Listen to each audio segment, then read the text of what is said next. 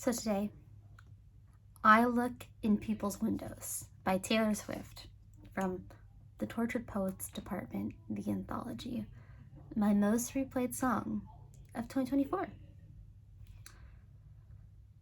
We're starting off and it's already going to be NSFW, not safe for work. So, children, don't listen anymore. I had died the tiniest death. So, the tiniest death. What is shocking about? Le petit mort is a French term that is oft used as a innuendo for an orgasm, specifically for the sort of like post-orgasm, like unconsciousness that may occur. And le petit mort translates to little death. So she starts the song by saying, I had died the tiniest death. I think, given some of her other stuff in the album, that makes total sense to read it this way. But so she's starting us like right off storytelling. She had died the tiniest death. So, setting the scene like she's in like a bedroom probably. I spied the catch in your breath. Out, out, out, out, out, out. And so, a catch in your breath. I was talking about Evermore, catching your breath, but a catch in your breath, I think, is something different, right? I hear it as like a hitch in your breath. So like when your breath hitches, it's like you kind of have like a sort of gasp or something like that. But it's a hitch that's happening in the breath out. So like kind of like a, I don't know, like something weird is happening in the you who's breathing out. So I take this to maybe be sort of like maybe like a sigh or something like that. Like I spied the catch in your breath out. I spied a tiny little breath out. It was a little bit weird. It wasn't just like an exhale. I spied it. And so it's something that wasn't obvious. It was a small little thing that the speaker in the song is privy to. Northbound, I got carried away as you boarded your train south, south, south, south, south, south. So there's the literal version of this that we can read, right? That, she was carried away on a northbound train, whereas the other person boarded a southbound train. But I think we can also read it metaphorically. She was going up and they were going down. She was going towards success and happiness and prosperity. He was going down towards sadness, probably. And she got carried away. I think it's interesting here because, it's, I got carried away doing something. Like I just kind of was doing it, and I you weren't super cognizant of the fact that you were doing it. And it takes away a lot of the agency of the speaker. She got carried away, but also she got carried away. A feather taken by the wind blowing. I'm afflicted by the not knowing. So, a feather taken by the wind blowing, I think, again, this goes with the notion of being, like, carried away, She's not the one that's going. She's just, this train is carrying her away. The wind is carrying her away. But also, maybe she's not the only thing that's a feather.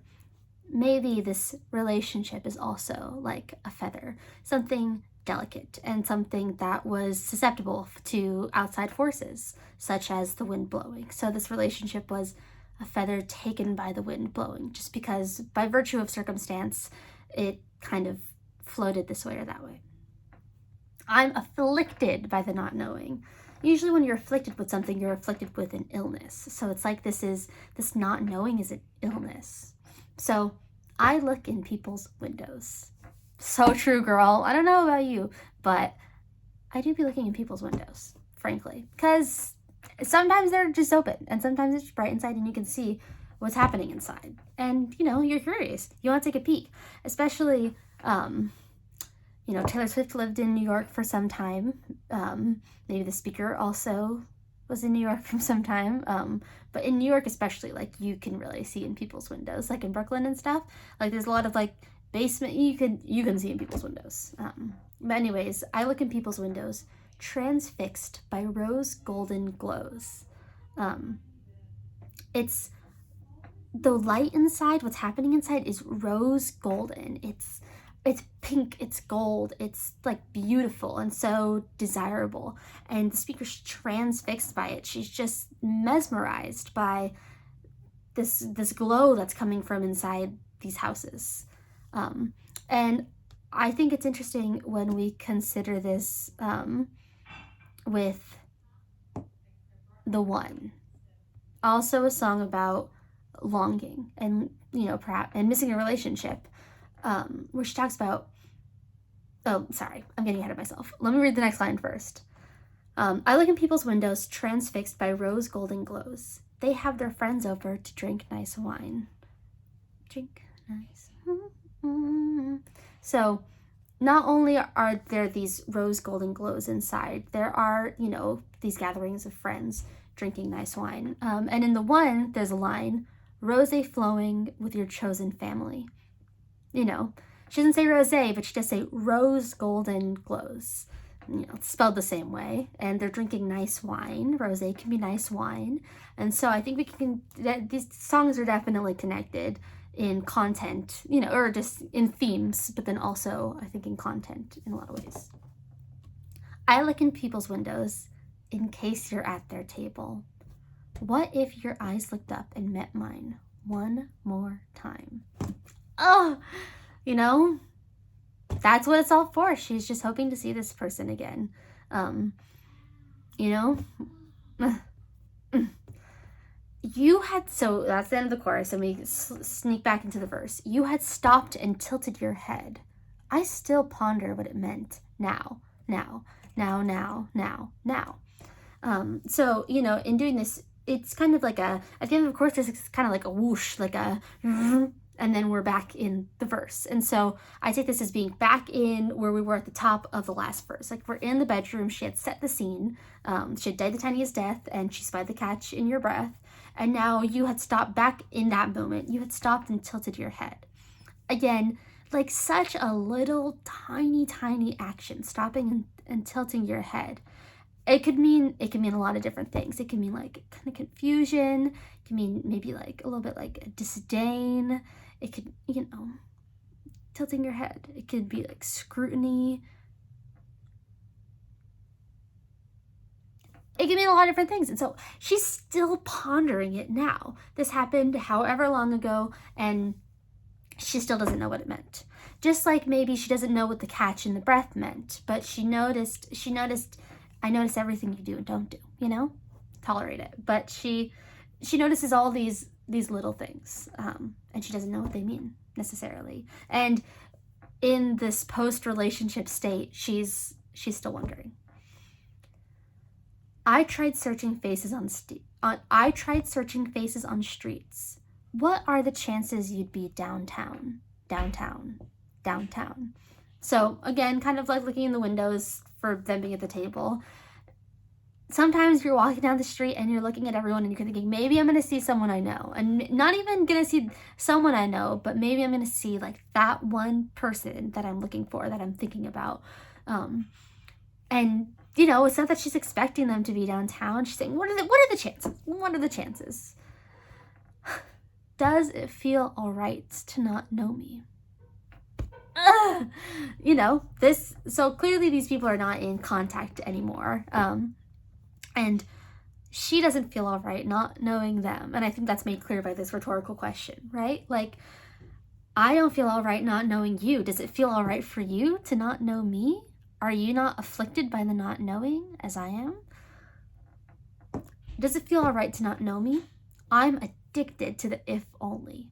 Again, like affliction, addiction, very, you know, negative verbs to be. You don't want to be afflicted or addicted to things usually. And she's addicted to the if only, to the wondering of what would have happened. And we're back to the chorus. The last anything in the song. So I look in people's windows like I'm some deranged weirdo. Yeah, because if you're a deranged weirdo, you might be looking in people's houses as well. I attend Christmas parties from outside. What a funny line. This line always makes me giggle when I hear it. But very seasonal, you know? And I think it is interesting that she kind of places it in a time like this. And so, you know, during the holiday season, you might feel particularly lonely, right? Like you're seeing all these gatherings of all these people with their loved ones and their significant others. And yeah, it's just a time of feeling extra alone if you're alone. And so she's attending these Christmas parties from outside, looking through the windows. I look in people's windows in case you're at their table. What if your eyes looked up and met mine one more time? And then the song ends right there. That's it. It ends kind of abruptly, kind of prematurely. It's the shortest song in her entire discography. Correct me if I'm wrong there, but I'm pretty sure it's the shortest song in her entire discography. But no one else was short and abrupt and, you know, kind of left unfinished. The very relationship that she's talking about, you know, it ends with the kind of feeling, the song ends with the feeling of leaving us wanting more, just like the speaker was left wanting more with the ending of the relationship. So yeah, that's I Look in People's Windows. Again, my most replayed song of 2024. Maybe my favorite song of hers, period. What if your eyes looked up and met mine one more